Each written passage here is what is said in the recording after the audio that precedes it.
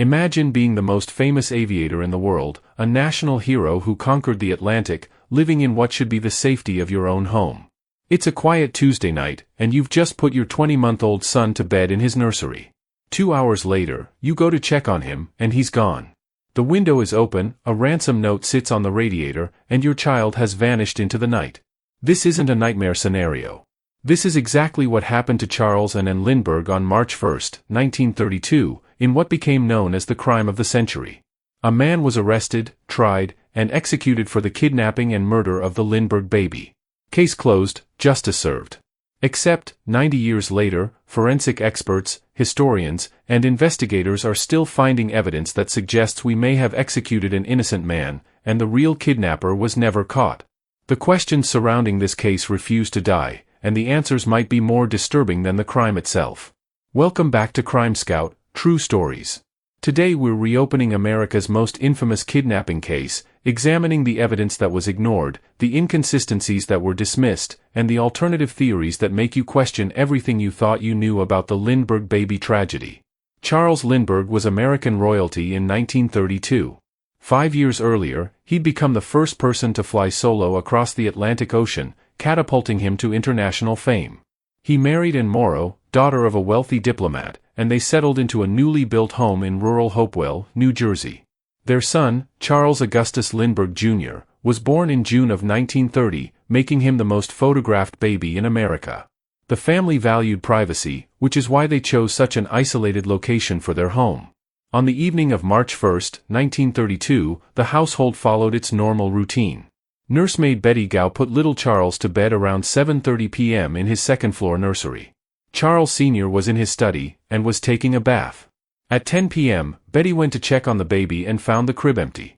She immediately informed Anne, who ran to Charles. He grabbed his rifle and searched the grounds while the police were called. In the nursery, they found a ransom note on the radiator beneath the open window, demanding $50,000 for the child's safe return. Outside, investigators found a crude homemade ladder in 3 sections, broken where it had separated, and faint footprints beneath the window. The investigation became a media circus. Reporters swarmed the property. The Lindberghs received thousands of letters from psychics, con artists, and well-meaning citizens. Charles insisted on controlling the investigation himself, often overruling police procedures. He worked with intermediaries to negotiate with the kidnappers, eventually paying the ransom through a retired school principal named John Condon, who had volunteered as a go-between. On April 2, Condon met a man in a cemetery who identified himself as John and accepted the $50,000 in marked bills, promising the baby would be returned. The child was never returned. On May 12, 1932, a truck driver stopped to relieve himself in woods about 4 miles from the Lindbergh home. He found the badly decomposed body of a small child, partially buried and ravaged by animals.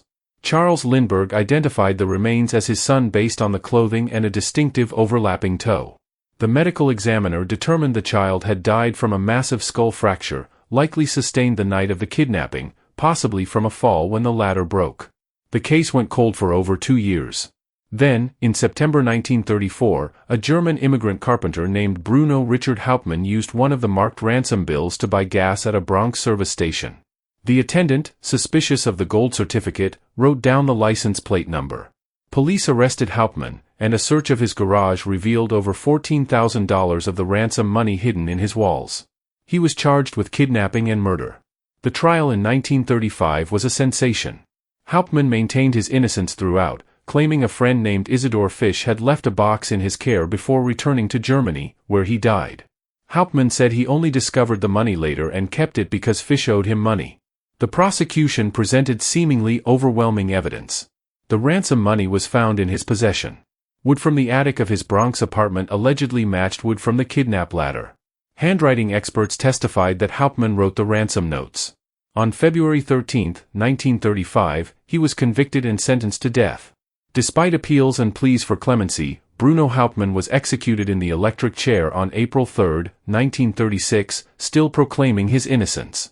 For decades, the case was considered solved. But starting in the 1980s, serious questions began emerging. Forensic experts re-examined the evidence and found disturbing problems. The latter evidence, considered crucial, was highly suspect. The piece of wood that supposedly came from Hauptmann's attic had been labeled evidence item S-226.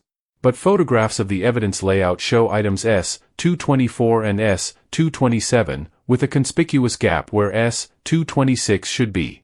Some researchers believe this wood was added to the evidence after the fact, possibly planted by investigators desperate to secure a conviction.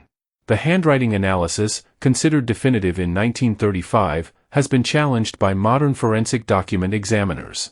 The exemplars that Hauptmann was forced to write during his interrogation were dictated to him with deliberate misspellings matching those in the ransom notes.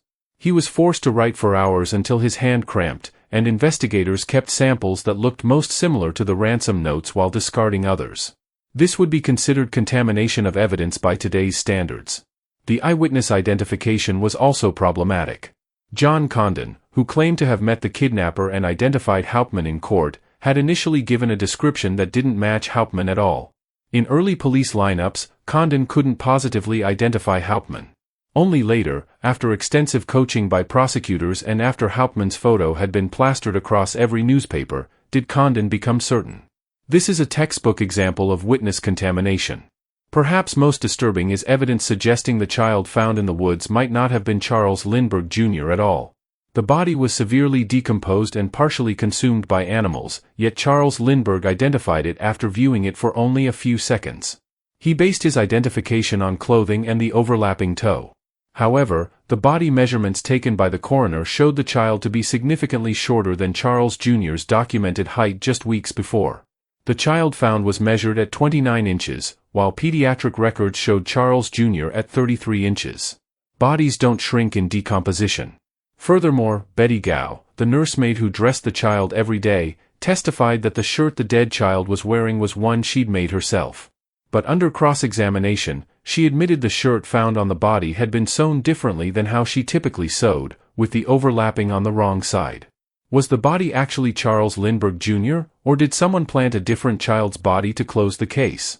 Some researchers have proposed alternative theories that are genuinely troubling. One theory suggests the kidnapping was actually an inside job gone wrong. The Lindberghs normally spent weekends at the Hopewell house, returning to Anne's mother's estate during the week. March 1st was a Tuesday. The family should have been in Englewood, but Charles decided at the last minute to stay an extra night because the baby had a cold. Very few people knew the family would be there. How did the kidnapper know to look for them on a Tuesday? Violet Sharp, a maid at the Morrow estate, acted suspiciously throughout the investigation and committed suicide by drinking silver polish before she could be thoroughly questioned. Some believe she may have passed information about the family's schedule to the kidnapper. Others point to signs that the baby may have died accidentally within the household, possibly from a fall or during a prank by Charles Lindbergh himself, who was known for playing rough practical jokes. Could the kidnapping have been staged to cover up an accidental death? The most radical theory, proposed by Lindbergh's own daughter Reeve years later, questions whether her father might have been involved. Charles Lindbergh was later revealed to have secret families in Europe, fathering 7 children with 3 different women while married to Anne. He was capable of living double lives and keeping enormous secrets. His behavior during the investigation was odd. He seemed unusually calm, he controlled every aspect of the investigation, and he insisted on identifying the body alone without Anne present. Could a man capable of such deception have orchestrated something even darker? We'll never know the complete truth. Bruno Hauptmann is long dead. So are Charles and Lindbergh, and everyone else directly involved. But the physical evidence, the inconsistencies, and the questions that won't go away suggest that the crime of the century may have resulted in the execution of a possibly innocent man while the real truth died with those who knew it. This has been Crime Scout, True Stories. The Lindbergh case reminds us that certainty is dangerous, especially when justice is at stake. Subscribe for more cases where the official story doesn't quite add up, and the real truth remains buried in the past.